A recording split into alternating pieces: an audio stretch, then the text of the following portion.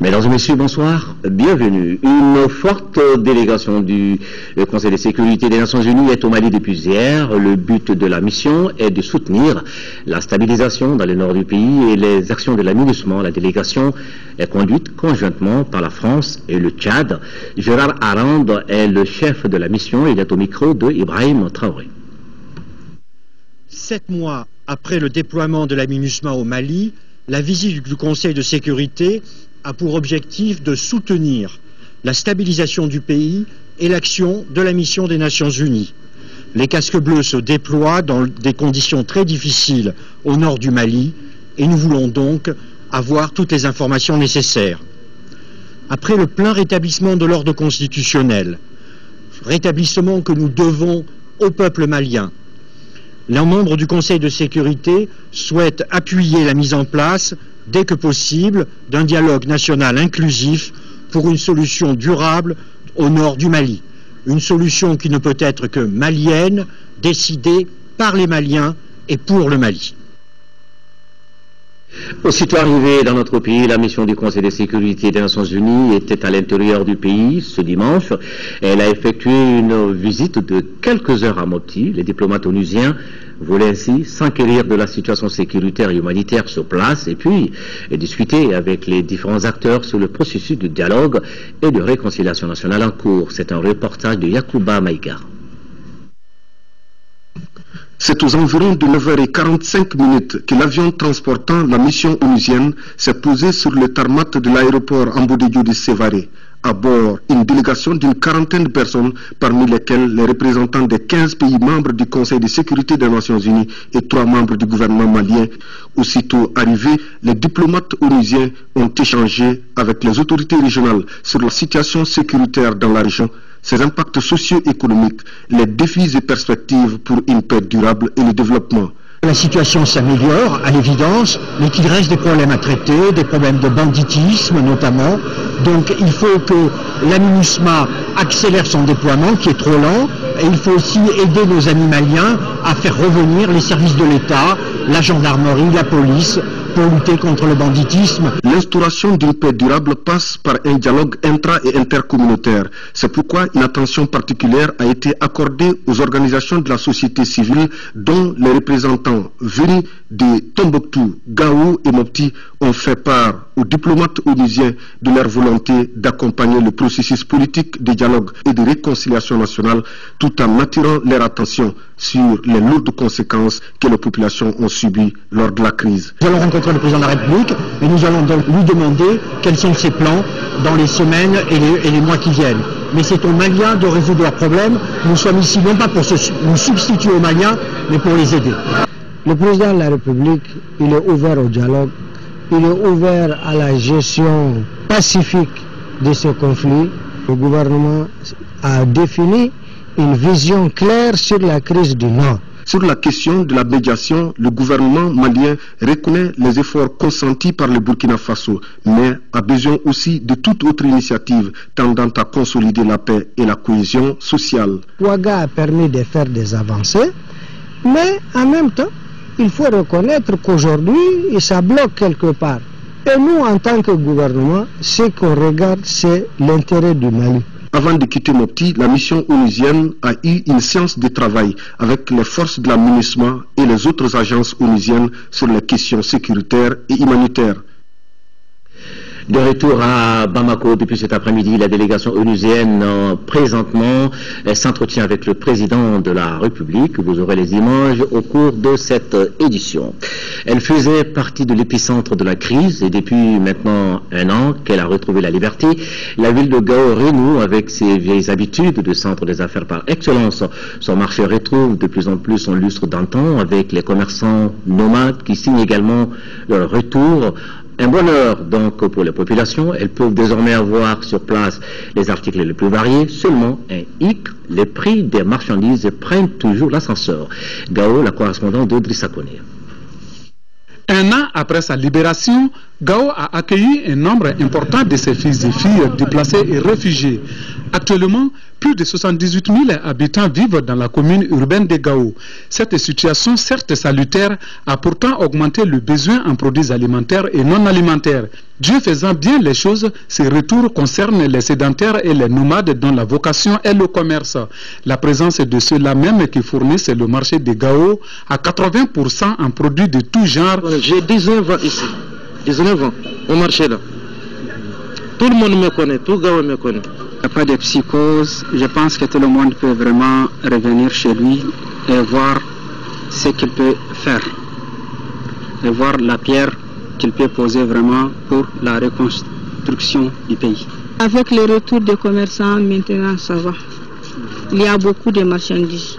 Mais l'arbre ne doit pas cacher la forêt. Malgré ces tableaux reluisants, les prix restent toujours exorbitants au marché de la cité des Askia, épicentre du commerce et des affaires.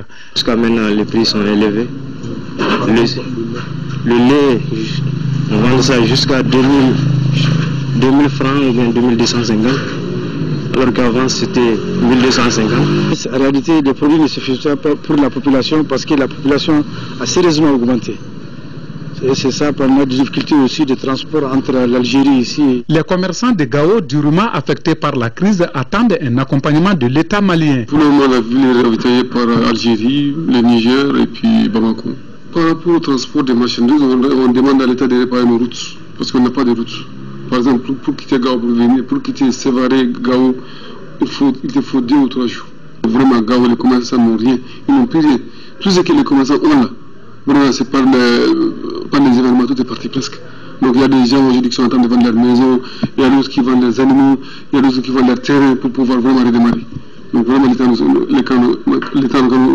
aide pas. En tout cas, aucun effort ne sera de trop pour l'émergence des activités commerciales dans la cité des Askia et même au-delà. Et nous restons dans le nord du pays, direction Tombouctou. Le ministère de la Promotion de la Femme, de la Famille et de l'Enfant a élaboré un programme pour la réinsertion socio-économique des femmes réfugiées et déplacées. Et c'est autour, justement, de cette initiative que le département a organisé une rencontre dans la ville de 333 Saint. Le rendez-vous a mobilisé les femmes leaders, les associations et organisations féminines, ainsi que les partenaires au développement. Tous se sont engagés à œuvrer pour un retour définitif de la paix dans la région. Yaya Tandina. C'est pour assurer l'accueil et la réinsertion socio-économique des femmes déplacées, réfugiées et retournées dans leur localité que le ministère de la Promotion de la Femme, de la Famille et de l'Enfant a organisé cette rencontre. Les participants venus des cercles de Nyefenke, Gundam, Dire, Rarous et Tombouctou s'engagent à œuvrer pour le retour définitif de la paix. Les actions gouvernementales sont orientées vers le renforcement de la sécurité et la reprise des activités économiques dans les régions libérées. La journée a été aussi marquée par une conférence pour mieux sensibiliser et échanger avec les femmes sur la paix, la réconciliation et la réinsertion socio-économique. Pour ma part, je puis vous assurer de notre indéfectible soutien à toute action visant à amener la paix, la sécurité, l'installation et la réinsertion socio-économique des femmes du Mali de façon générale et des femmes de la région de Tombouctou en particulier. La rencontre de Tombouctou a permis aux délégués d'exprimer leurs besoins et ont souhaité être impliqués dans les campagnes de sensibilisation sur le retour de leurs sœurs déplacées. Enfin, elles s'engagent aussi à pardonner et recevoir à bras ouverts les déplacés et réfugiés. Mouvement d'ensemble en faveur du développement du nord du pays. La Croix-Rouge malienne renforce également sa présence là-bas. Hier samedi, elle procédait au lancement de son tout nouveau projet d'urgence. C'est une action relative à l'accès des populations des régions de Mopti, de Tombouctou et de Gao aux services sociaux de base. Coût du projet, 276 millions de francs CFA. C'est un reportage de Abdrahman Maïga. À travers ce projet d'urgence, ce sont plus de 276 millions de francs CFA qui seront investis par la Croix-Rouge malienne pour améliorer les conditions de vie des populations du nord du Mali. Ce financement du Japon, à travers la Fédération internationale de la Croix-Rouge, facilitera l'accès des populations vulnérables des régions de Tombouctou, Mopti et Gao aux services sociaux de base, notamment l'eau, l'hygiène et l'assainissement. La Croix-Rouge malienne, au regard de sa mission humanitaire, a par conséquent sollicité différents partenaires pour répondre efficacement aux besoins exprimés des populations vulnérables.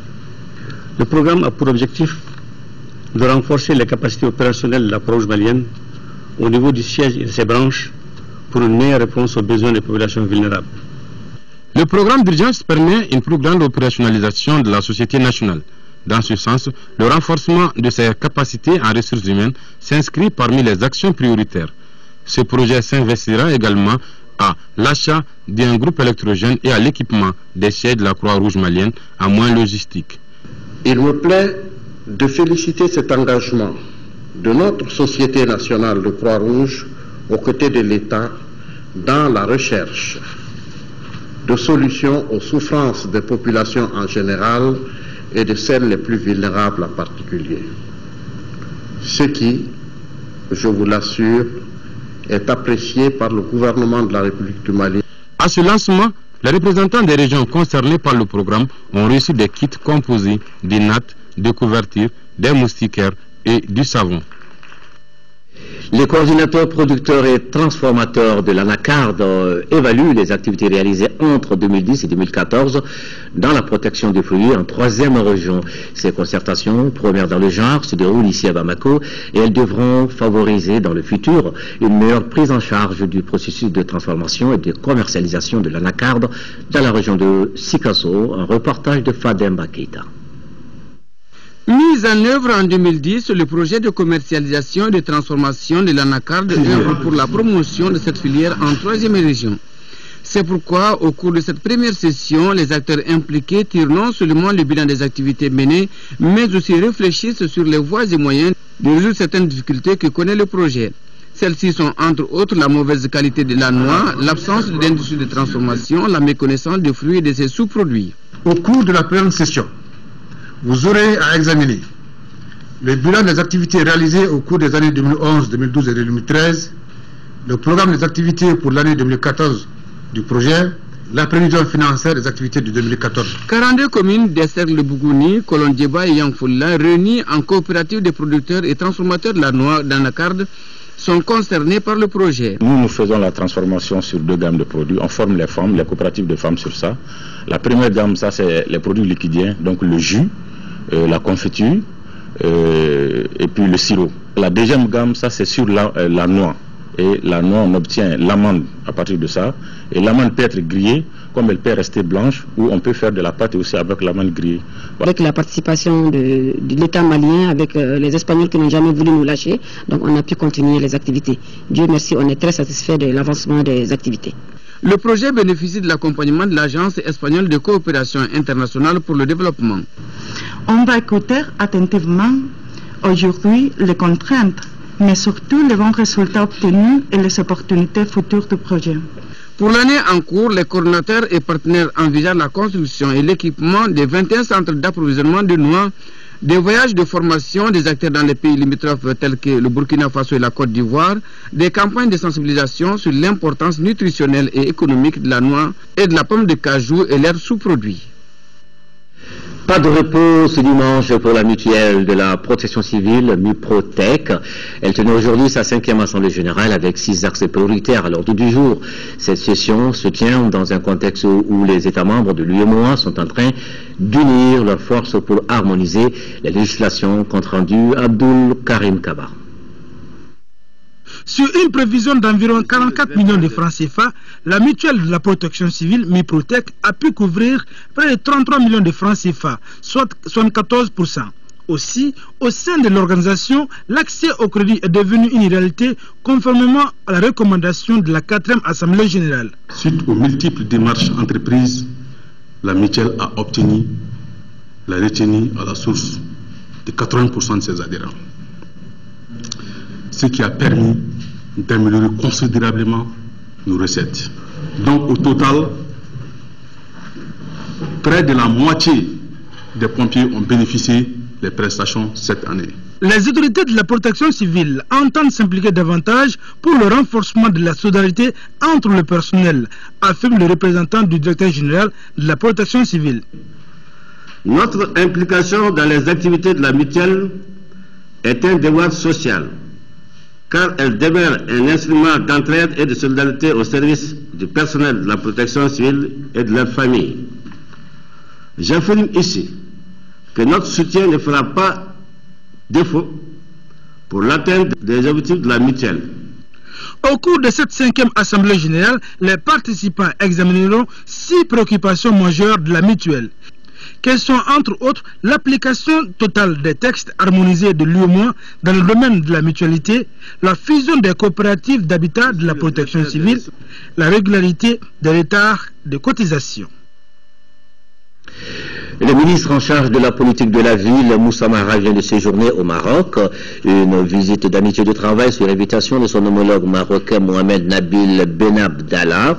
Un séjour de 3 jours pour jeter les bases d'un partenariat fécond et durable entre les deux départements en matière d'échange sur les projets et programmes, ainsi que sur les méthodes et outils de travail dans les domaines de la planification urbaine, mais également sur l'élaboration et la mise en œuvre de politiques de la ville. Les autorités ont toujours encouragé les Maliens de la diaspora migrants à investir dans leur pays sans oublier leur village d'origine. Les migrants du village de Dagassinu dans la région de Caille vivant en France et au Canada ont compris ce message en réalisant des investissements collectifs, adduction d'eau, centres de santé, communautaires, écoles, etc. Les investissements personnels n'ont pas été oubliés aussi. Les migrants ayant beaucoup investi dans leur habitat pour préparer un éventuel retour. C'est un dossier de Osaka Konaté. Dagassinu est un village soniqué de plus de 2000 habitants situé à la frontière avec le Sénégal à 33 km de Diboli. Il compte une forte communauté de migrants vivant à l'extérieur et regroupés au sein de l'association Dagassinu Solidarité. Les migrants ont beaucoup contribué au développement du village par la réalisation d'infrastructures, parmi lesquelles un château d'eau d'une capacité de 50 mètres cubes. Son coût 250 millions de francs CFA. Au total, 70 familles sont connectées au réseau. Chaque famille a une borne. Borne à payer parce qu'à chaque mois, le relèveur fait le relève pour donner les factures aux clients. On met le réserve à côté pour surveiller nos machines qui sont en marche. Et puis à tout moment pour mettre le carburant. Dagassinu dispose aussi de son centre de santé communautaire dont la réalisation a coûté aux migrants 40 millions de francs CFA. Le CESCOM, qui est tenu par 2 médecins, autant d'infirmiers, un gérant et 3 stagiaires, offre une gamme de prestations. Cela grâce à un plateau technique moderne. Le CESCOM de Dagassinu, il n'a rien à envier d'un CESCOM urbain. Absolument rien. Notre plateau technique pour un CESCOM, nous trouvons que vraiment c'est pas assez mal. Ça ne veut pas dire que nous avons tout, mais ce que nous avons sous nos mains ici, nous profitons beaucoup de cela.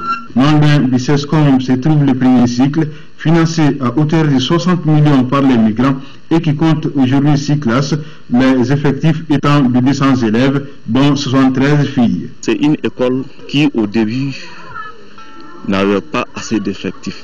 Mais Dieu merci, aujourd'hui nous atteignons les 200 et ça croît année en année. Quant au second cycle composé de 3 classes d'une direction de toilettes, il est le don de la Fondation Harris Toronto du Canada, présidée par un migrant de Dagassinu. Sa réalisation a enlevé une épine des pieds des parents d'élèves. Ce qui a contribué même à la création de cet établissement, c'est d'abord compte tenu de la distance et l'état de route entre Dagassinu et Diboli. Bon, et quand les élèves partent là-bas, des fois les problèmes pour les résoudre, ce n'est pas très facile. Donc les parents ont vu que pour résoudre ces problèmes, il fallait faire recours à la création d'une nouvelle école de second cycle. En plus du second cycle, une cité servant de logement pour les enseignants a été construite par la Fondation Harris. Les 2 infrastructures ayant coûté 69 millions de francs CFA. Le personnel soignant est lui aussi logé et son salaire payé par les migrants. Pour ce qui concerne les enseignants, leur salaire est pris en charge par l'État. Dagassinu est un village où l'on pratique l'élevage. Pour faciliter l'abreuvage du bétail, les migrants ont réalisé un mini-barrage et surcreusé l'une des nombreuses mares qui traversent le village, ce qui permet de retenir l'eau toute l'année au bonheur des éleveurs. Avant, beaucoup d'animaux mouraient de soif. C'est pourquoi la Fondation Harris nous a aidés à réaliser cette retenue d'eau. Depuis la réalisation de ces mini-barrages, nos animaux ne meurent plus de soif. Les bœufs, les moutons, les chèvres Ça brûle ici toute la nuit. Le coût de l'ensemble des réalisations s'élève à 589 millions de francs CFA, entièrement financés par les migrants, et on est en droit de s'interroger sur l'apport de ceux qui sont restés au village. Quand les villageois initient un projet, les migrants cotisent pour le financer. Quand on achète du matériel, les travaux de main-d'œuvre sont exécutés par la population locale. Les investissements personnels sont importants aussi à Dagasenou, comme en témoigne cette bâtisse appartenant au président de l'association Dagasenou Solidarité. Elle compte une cinquantaine de chambres en dur, toutes alimentées par des panneaux solaires et des groupes électrogènes. Le vice-président de l'association, à la retraite depuis 2006, n'a pas lui aussi oublié l'habitat. Les difficultés du village en connaît, notamment l'enclavement à cause du mauvais état de la route. Pendant l'hivernage, il est coupé de Diboli. La population souhaite ardemment l'installation d'une antenne TV-FM pour recevoir les images de la télévision nationale. Il faut une antenne parabolique pour pouvoir suivre les programmes de l'ERTM. Voilà, Dagasenou, solidarité, une expérience qui doit vraiment être contagieuse partout au Mali. À Ségou, les travaux de la deuxième conférence nationale du parti Yéléma en préface ce dimanche. Les militants, sympathisants et amis des Yéléma ont fait des recommandations et résolutions relatives à la vie du parti, la réconciliation nationale, la relance économique du Mali et les perspectives sur les élections à venir. Un reportage de Fousseini Samaké. Au cours de 2 jours d'échange, les militants et sympathisants du parti Yéléma venus de toutes les régions du Mali comme de l'extérieur ont fait des recommandations et résolutions relatives à la structuration du parti, le renforcement de la communication entre la base et le sommet, le mécanisme de financement populaire du parti, entre autres. Le nouveau type de Malien est ce Malien qui connaît son pays, l'aime, le dit et le prouve, gagne sa vie à la sueur de son front, se prend en charge et prend en charge sa famille et apporte à la collectivité. Certaines préoccupations et projets de l'heure du Mali, comme la relance socio-économique et la réconciliation nationale, ne sont pas restés en marge de cette conférence. Yéléma soutient la réforme nécessaire des forces armées et de sécurité pour les amener à disposer des capacités indispensables à l'exercice de toutes leurs missions à moyen terme. À ce titre, Yéléma souscrit à la formalisation de nos relations militaires et sécuritaires avec la France, à travers un accord de défense comme cela doit être le cas avec d'autres puissances amies, mais aussi avec nos voisins dans le cadre d'une entente sécuritaire autour du Sahel. La lutte contre la corruption est un combat de tous les instants. Yéléma applaudit le chef de l'État lorsqu'il décrète 2014 année de la lutte contre la corruption. La cérémonie de clôture de cette rencontre de la capitale des Balanzans a pris fin par l'hymne national du Mali. La ville de Ségou qui va vibrer au rythme du festival sur le Niger dès mercredi prochain et ce jusqu'au 9 février. Pour s'assurer des dispositions prises pour cette 10e édition, le gouverneur de Ségou, accompagné du directeur du festival, s'est rendu sur certains sites de l'événement. Constat, tout est fin prêt pour la bonne tenue du festival sur le Niger. Ségou, Dougoufana, Traoré, correspondance. Bienvenue dans la capitale des Balanzans, la 10e édition du festival sur le Niger ouvre ses portes au public.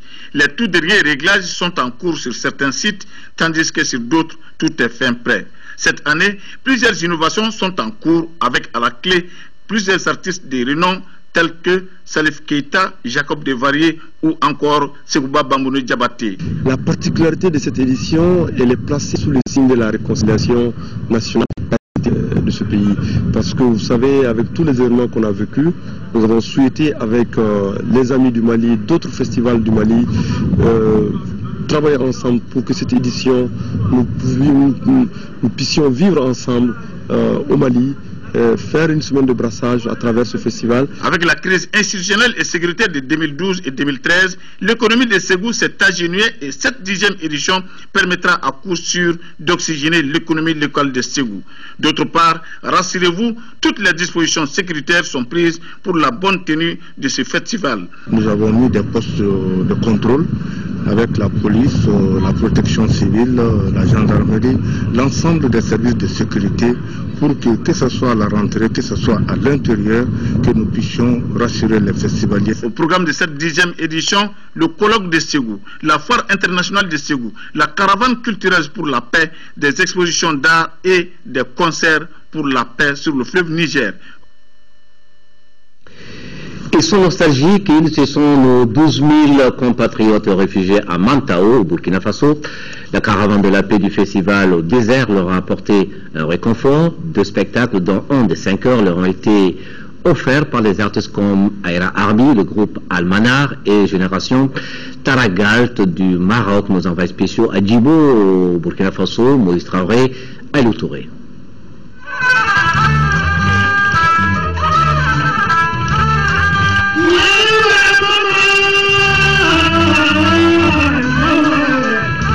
Mercredi mémorable pour les 12 000 Maliens réfugiés à Mentao dans la province du Souma.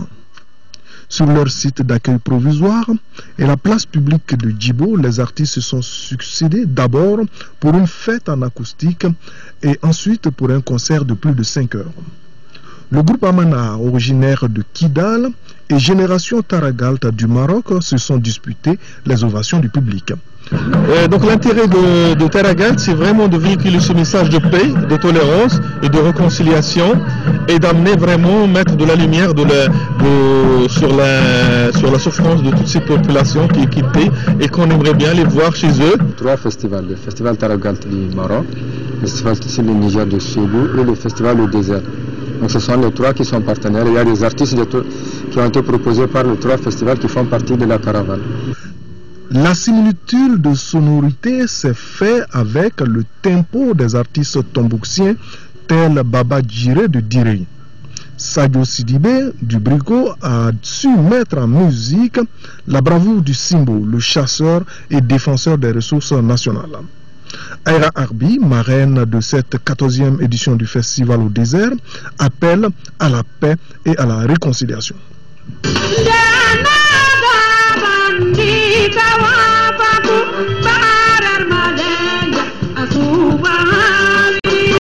Lors de la fête de retrouvailles sur le site d'environ 7 km, le mouvement des Africains résidant en Italie a offert un fonds et des vêtements aux tout-petits. Le soir, sur le site de Mentao, la température baisse souvent à 15 degrés. Et nous arrivons maintenant au dossier de ce soir qui porte sur les monuments de Bamako. Depuis plusieurs années, ils font partie du quotidien des habitants de la capitale malienne, qu'ils soient éléments culturels, décoratifs, utilitaires ou rendant tout simplement hommage à des grandes figures. Ces œuvres se partagent aujourd'hui un même sort, celui d'être malheureusement victimes de l'incivisme de certains citoyens. Cheikh Oumar Sangaré a fait le tour. La loi définit le patrimoine culturel comme étant l'ensemble des biens culturels matériels et immatériels qui, à titre religieux ou profane, revêtent pour l'État, les collectivités territoriales, les communautés, groupes et individus une importance pour l'histoire, l'art, la pensée, la science et la technique. Le décret numéro 2012-118 PRM du 24 février 2012 classe 31 parcs publics et monuments de la ville de Bamako au patrimoine culturel national. Cela traduit la volonté du pays à mettre en valeur les nombreux monuments de la capitale. Les monuments, sont des témoins matériels, soit d'événements ou de personnalités qui ont marqué notre culture, notre histoire. Et c'est en fait des témoignages très forts de notre patrimoine culturel. Les monuments de Bamako sont de véritables chefs-d'œuvre architecturaux allant souvent jusqu'aux environs de 50 mètres de hauteur et répandus à travers la ville.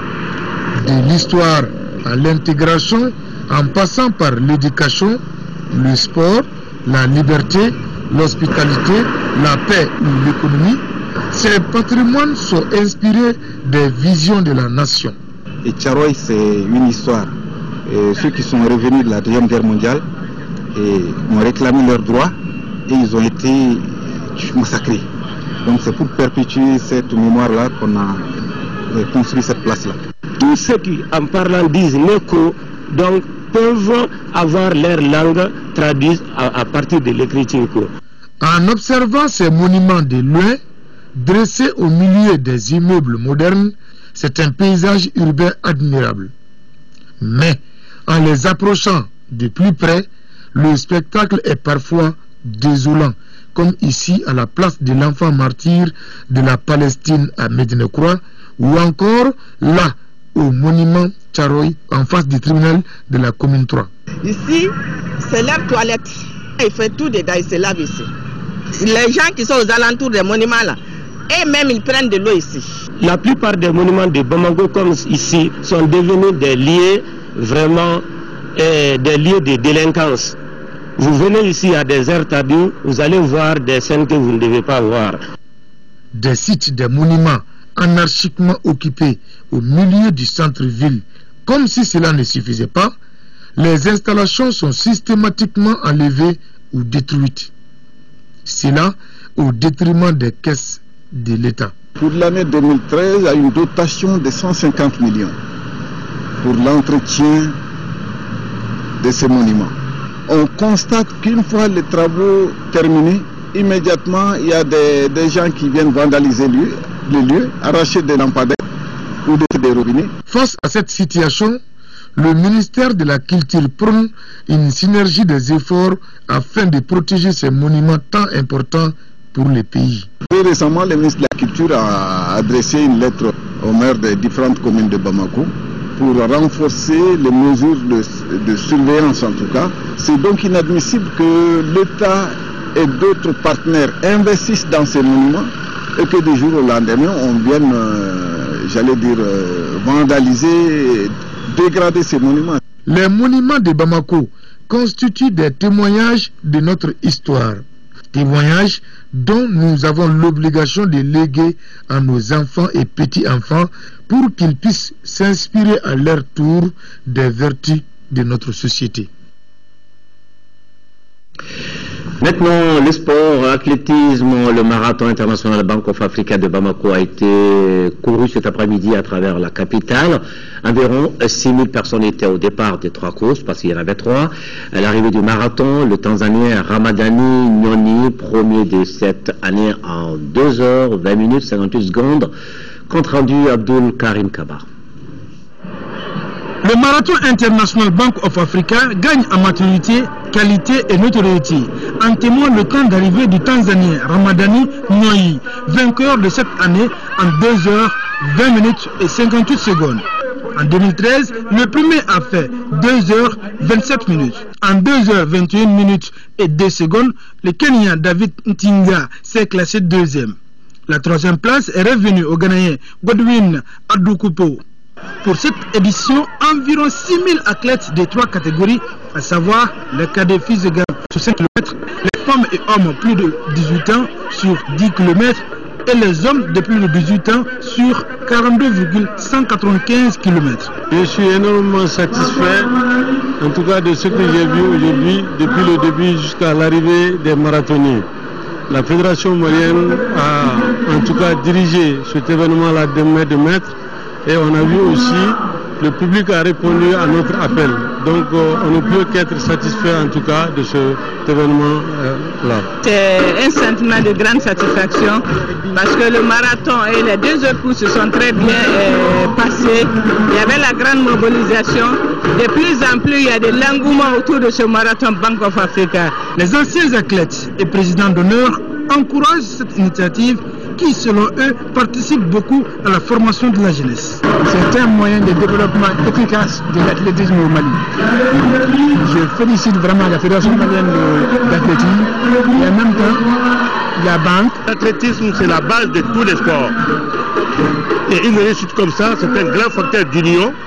Et moi, je remercie beaucoup, je félicite les organisateurs et les jeunes aussi qui ont participé.